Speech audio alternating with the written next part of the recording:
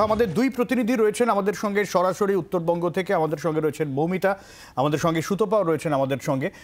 একটু আমি শুরুতে মৌমিতার কাছে যাব। অবশ্যই রাহুল গান্ধী যে বার্তা দিতে চাইলেন, কোন জায়গা থেকে কি বার্তা দিলেন সেটা যেমন জানতে চাইব মৌমিতা, জানতে চাইব এই মুহূর্তে রাহুল গান্ধী কোথায় রয়েছেন এবং তার সফরসূচি। মৌমিতা,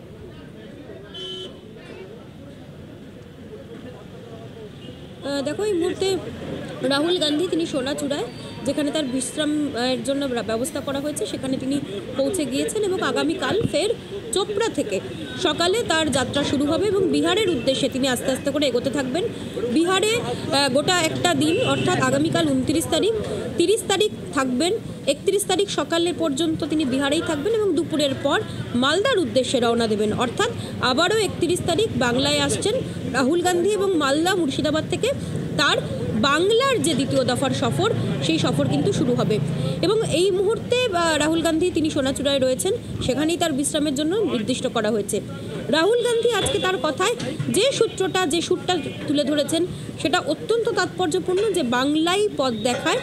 কারণ ইন্টেলেকচুয়ালিটি, মতাদর্শ সমস্ত কিছু যদি দেখা হয় তবে বাংলা এগিয়ে ছিল এবং ব্রিটিশ শাসনের সময় বাংলার মনীষীরা যেভাবে কাজ করেছেন, তাদের ইন্টেলেকচুয়াল বিষয়টাকে যেভাবে হাতিয়ার হিসেবে তারা ব্যবহার করেছেন, অর্থাৎ বুদ্ধির লড়াই, মগজের লড়াইয়ে বাংলা যে এগিয়েছিল, সে কথা আবারও বাংলার মানুষের সামনে তুলে ধরলেন রাহুল গান্ধী। এবং সেই জায়গায় দেশকে এই মুহূর্তে বাঁচানোর জন্য কোট আনকোট রাহুল গান্ধী বললেন বাংলার মানুষের যে ভূমিকা, সেই ভূমিকা স্মরণ করতে হবে, সেই ভূমিকা ভুলে গেলে চলবে না এবং সেই দায়িত্ব বাংলার মানুষকেই নিতে হবে বলে তিনি মনে করালেন।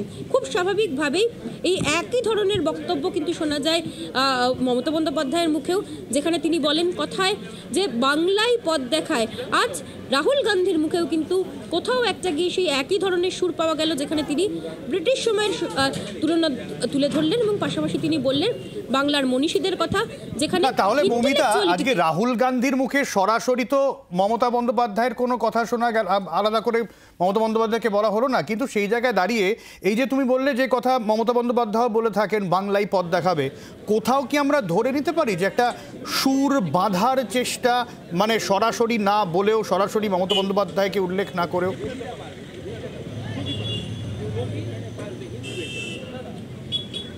দেখো, এই একটা কথার পরিপ্রেক্ষিতে বলা যায় না, তবে ওটা যদি এআইসিসির নেতৃত্বদের বক্তব্য শোনো, সকাল থেকে জয়রাম রমেশ এবং গোটা 3 দিন ধরে যতবারই এআইসিসির লিডারশিপের মুখোমুখি আমরা হয়েছি, আজকেও জয়রাম রমেশ তিনি সুর নরমই রেখেছেন, তৃণমূলের প্রতি তাদের অবস্থান পজিটিভই রেখেছেন এবং বলেছেন মুখ্যমন্ত্রী তিনি প্রশাসনিক প্রধান রাজ্যের, তিনি যে কোনো জায়গায় প্রশাসনিক কর্মসূচির জন্য আসতে পারেন, কিন্তু তারা এখনও হৃদয় দিয়ে চাইছেন, স্বাগত জানাতে চাইছেন ভারত জোড়ো ন্যায় যাত্রায় যাতে মুখ্যমন্ত্রী আসেন। এবং সেক্ষেত্রে তৃণমূলের প্রতি কংগ্রেস, এআইসিসি তাদের অবস্থান যে এখনও পজিটিভ, সে কথা স্মরণ করানোর পাশাপাশি তাৎপর্যপূর্ণভাবে যে কথা জয়রাম রমেশ মনে করিয়ে দিয়েছেন প্রদেশ নেতৃত্বকে, যে এক্ষেত্রে জাতীয় স্তরের নেতৃত্বদের কথাই শেষ কথা, সুতরাং অন্য কোনো কথা যে বরদাস্ত করা হবে না, তাও কিন্তু জয়রাম রমেশের কথায় স্পষ্ট।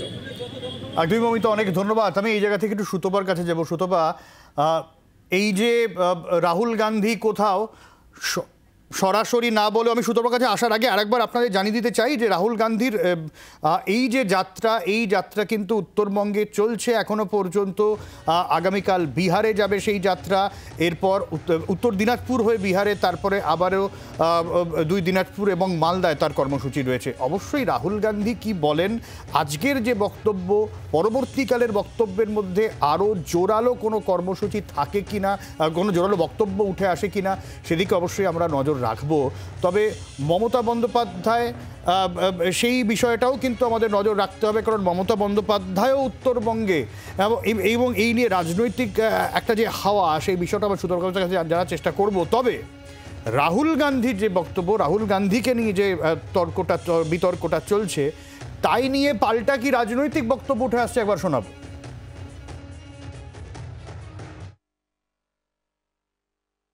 কংগ্রেসের দলনেতা অধীর রঞ্জন চৌধুরী লাগাতার মমতা বন্দ্যোপাধ্যায়, অভিষেক বন্দ্যোপাধ্যায়, সর্বভারতীয় তৃণমূল কংগ্রেসের সরকার এবং দলকে কুৎসিত ভাষায় আক্রমণ করে যান, তখন কংগ্রেসের এসব নীতিজ্ঞান কোথায় থাকে? একটা গণতান্ত্রিক রাজ্য, রাহুল গান্ধী এসছেন তিনি তার কর্মসূচি করবেন, সেখানে কোনো সমস্যা নেই। কিন্তু তিনি যেন মনে রাখেন এ রাজ্যে বিজেপিকে হারাতে পারে, বিজেপিকে হারিয়ে দেখিয়েছে একা তৃণমূল কংগ্রেস। 21 সালে তাঁর দল বাংলার মানুষের সঙ্গে বিশ্বাসঘাতকতা করে সিপিএমের সঙ্গে হাত মিলিয়ে বিজেপি বিরোধী ভোট ভাগ করে বিজেপিকে সুবিধা করে দেওয়ার জন্য আলাদা ভোটে লড়েছিল এবং শূন্য পেয়েছিল।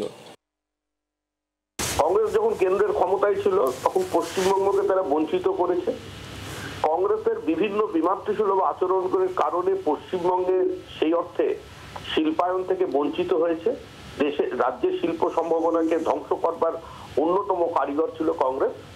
এখন পরিবর্তিত পরিস্থিতিতে সিপিআইএম এর সঙ্গে তারা হাত মিলিয়ে দীর্ঘদিন তাদের ক্ষমতায় টিকিয়ে রেখেছিল, আর সে কারণেই এখানে তৃণমূল কংগ্রেসের জন্ম হয়।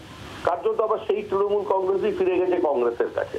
সুতরাং এদের রাজনৈতিক অবস্থান, এদের নীতি, এদের চলার পথ, এর উপরে মানুষের আর কোনো আস্থা নেই। এরা এই সমস্ত মতাদর্শগত বিবৃতি দিক, এসব ঘোরাঘুরি চলতে থাকুক।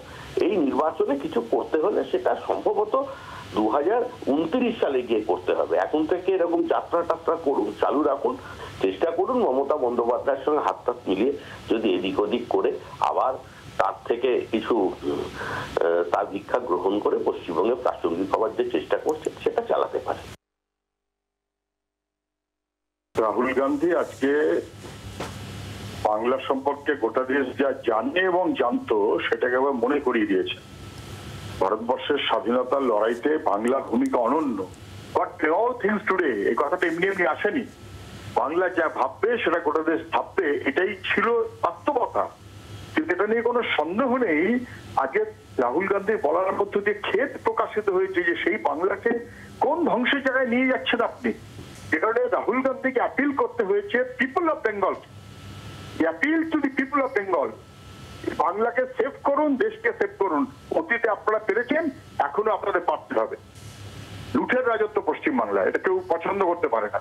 সারা দেশের কাছে আমাদের মাথা নিচু হয়ে গেছে, মান সম্মান ভাড়াটা বেঁচে গেছে। আমি সরাসরি সুতপার কাছেই চলে যাও বিষয়টা। সুতপা, আমরা এই যে রাহুল গান্ধীর বক্তব্যের প্রেক্ষিতে যে বক্তব্য শোনালাম, তুমি লক্ষ্য করবে 3 জনের 3 রকম বক্তব্য, এবং ইন্ডিয়া জোটের মধ্যে যারা রয়েছেন তাদেরও আর এক রকম ন্যারেটিভ। জোটের মধ্যে জোট এবং সেখানে ন্যারেটিভ। আজকে নীতিশ কুমারের এই বিষয়ে ইন্ডিয়া জোটে ধাক্কা, এই আবহে মুখ্যমন্ত্রীর স্পষ্ট করে দেওয়া যে তিনি কোনো আমন্ত্রণ পাননি, কংগ্রেসের সাথে এ রাজ্যে কোনো সমঝোতা হচ্ছে না। এই অবস্থায় রাহুল গান্ধী এখনো পর্যন্ত কিন্তু পাল্টা কিছু বলেননি মমতা বন্দ্যোপাধ্যায়ের বিরুদ্ধে, বা কংগ্রেসের কেউ এখনো পর্যন্ত বলেনি। রাহুল গান্ধী রয়েছেন উত্তরবঙ্গে, মমতা বন্দ্যোপাধ্যায়ও উত্তরবঙ্গে, কোচবিহারে, এবং পরবর্তীকালে তার কর্মসূচি রয়েছে। মুখ্যমন্ত্রীর কর্মসূচি জানবো, এবং অবশ্যই জানবো একটা তো চর্চা, একটা হাওয়া ফিসফিস তো হবেই, কারণ দুজনেই রয়েছেন উত্তরবঙ্গে। একদমই তাই সব্যসাচী, তুমি যেটা দিয়ে শেষ করলে আমি ওখান থেকেই শুরু করব। যে আজকে কিন্তু গোটা উত্তরবঙ্গ জুড়ে আমরা যে যে জায়গা দিয়ে এসেছি সেখানে সাধারণ মানুষের মধ্যে একটাই আলোচনা, যে রাহুল গান্ধী একদিকে যেরকম রয়েছেন উত্তরবঙ্গে, মমতা বন্দ্যোপাধ্যায় তিনিও কুচবিহারে আসছেন, এবং কুচবিহার অত্যন্ত তাৎপর্যপূর্ণভাবে এমন একটা জায়গা যেখানে কিন্তু তৃণমূল কংগ্রেস তার ঘাঁটি আস্তে আস্তে শক্ত করার চেষ্টা করছে। কিন্তু বিগত কয়েক বছর ধরে আমরা যেটা দেখেছি যে ক্রমশ কিন্তু কুচবিহারে দুর্বল হয়েছে তৃণমূল কংগ্রেসের সংগঠন। এইরকম একটা অবস্থায় দাঁড়িয়ে অনেকেরই যেটা বক্তব্য আজকে আলোচনার মধ্যে উঠে এসেছে সেটা হচ্ছে যে রাহুল গান্ধী এবং মমতা বন্দ্যোপাধ্যায়ের মধ্যে দেখা হওয়ার বা বৈঠক হওয়ার কোনো সম্ভাবনা আছে কিনা, এই প্রশ্নটা উঠে আসছে। কেন? যে বাতাবরণে আজকে এই বৈঠক করছেন দুজনেই দুই প্রান্তে, সেই জায়গা থেকেই কিন্তু উঠে আসছে। কারণ যেমনটা তুমিও বললে যে কংগ্রেস নেতৃত্ব তারা কিন্তু এখনও পর্যন্ত মমতা বন্দ্যোপাধ্যায়ের সঙ্গে সম্পর্কে নরম একটা মত পোষণ করছেন। নীতিশ কুমার সম্পর্কে যেরকম যেটা কড়াভাবে যখন তারা বলছেন, তখন কিন্তু মমতা বন্দ্যোপাধ্যায়ের সম্পর্কে তারা নরম, এবং একই সঙ্গে তারা রাস্তা খুলে রাখছেন যে মমতা বন্দ্যোপাধ্যায়ের সঙ্গে আগামী দিনে জোট তৈরি করার প্রক্রিয়া খোলা থাকছে। এবং তারা যেটা বলছেন যে দুজনেরই টার্গেট একটাই, সেটা হচ্ছে বিজেপিকে পরাস্ত করা। এবং মমতা বন্দ্যোপাধ্যায় বরাবরই বলে এসেছেন যে বিজেপিকে তিনি পরাস্ত করতে চান। সেই জায়গায় দাঁড়িয়ে সেই কমন ফ্যাক্টরকে সামনে রেখে তারা আশাবাদী আগামী দিনে জোট হবে, এবং এই লোকসভা নির্বাচনের আগেই জোট হওয়ার সম্ভব হবে, এবং সেই কারণেই সম্ভবত কংগ্রেস নেতৃত্ব অত্যন্ত নরম। উল্টো দিকে যদি তৃণমূল কংগ্রেসের দিকে তাকাই, মমতা বন্দ্যোপাধ্যায় কিন্তু কোনো মন্তব্য এ ব্যাপারে অন্ততপক্ষে আজকে করেননি। নীতিশ কুমারের এই ঘটনার পরিপ্রেক্ষিতেও কোনো মন্তব্য তার তরফ থেকে পাওয়া যায়নি। কাজে গোটা বিষয়টা এমন একটা জায়গায় দাঁড়িয়ে রয়েছে, যখন আর দুদিন বাদে মালদাতে একই দিনে মমতা বন্দ্যোপাধ্যায় এবং রাহুল গান্ধী থাকবেন, সেই জায়গায় দাঁড়িয়ে দুজনের মধ্যে সাক্ষাতের কোনো সম্ভাবনা কি আছে? এই চর্চা কিন্তু রাজনৈতিক মহলে জোরদার চলছে, যদিও দুই দলের কারোর তরফ থেকেই কিন্তু সেরকম সম্ভাবনার কথা বলা হয়নি। এবং যেটা তুমি বললে যে মমতা বন্দ্যোপাধ্যায়ের এই জেলা সফর, যেখানে 7টা জেলায় তিনি যাচ্ছেন, এবং উত্তরবঙ্গের এই জেলাগুলো যেগুলো প্রত্যেকটাই কিন্তু খুবই গুরুত্বপূর্ণ, সেখানে প্রশাসনিক সভা যেরকম তার থাকছে, অন্যদিকে আজকেই আমরা দেখেছিলাম যখন মমতা বন্দ্যোপাধ্যায় কুচবিহার এসে পৌঁছালেন, স্থানীয় যে নেতৃত্ব তারা কিন্তু এসেছিলেন, সকলেই মমতা বন্দ্যোপাধ্যায়ের সাথে দেখা করতেন। এবং মমতা বন্দ্যোপাধ্যায়ের সঙ্গে এসছেন মন্ত্রী অরূপ বিশ্বাস, তিনি কিন্তু স্থানীয় নেতৃত্বের সাথে ইতিমধ্যেই বৈঠকে বসেছেন। কাজেই বুঝতেই পারছো যে শুধুমাত্র নিছক প্রশাসনিক সভা করেই মমতা বন্দ্যোপাধ্যায় চলে যাবেন না, অবশ্যই রাজনৈতিক আলোচনা হবে এবং লোকসভা নির্বাচনকে সামনে রেখে তিনি কি বার্তা এখান থেকে দিয়ে যান সেদিকেও কিন্তু প্রত্যেকের নজর থাকবে। কারণ কুচবিহার জেলা হিসেবে তার যেরকম গুরুত্ব রয়েছে, একটা বর্ডার এলাকা হিসেবে একটা গুরুত্ব রয়েছে, এবং সামগ্রিকভাবে তৃণমূলের যে সংগঠন দুর্বল, সেই দুর্বল সংগঠনকে চাগিয়ে নিয়ে গিয়ে কিভাবে আগামী লোকসভা নির্বাচন এখান থেকে ভালো ফল বের করে আনা যায় তার দিশাও কিন্তু মমতা বন্দ্যোপাধ্যায় দিয়ে যাবেন, এটা স্পষ্টভাবেই বলা যেতে পারে। বাংলার আওয়াজ, বাঙালির আবেগ, জি 24 ঘন্টা।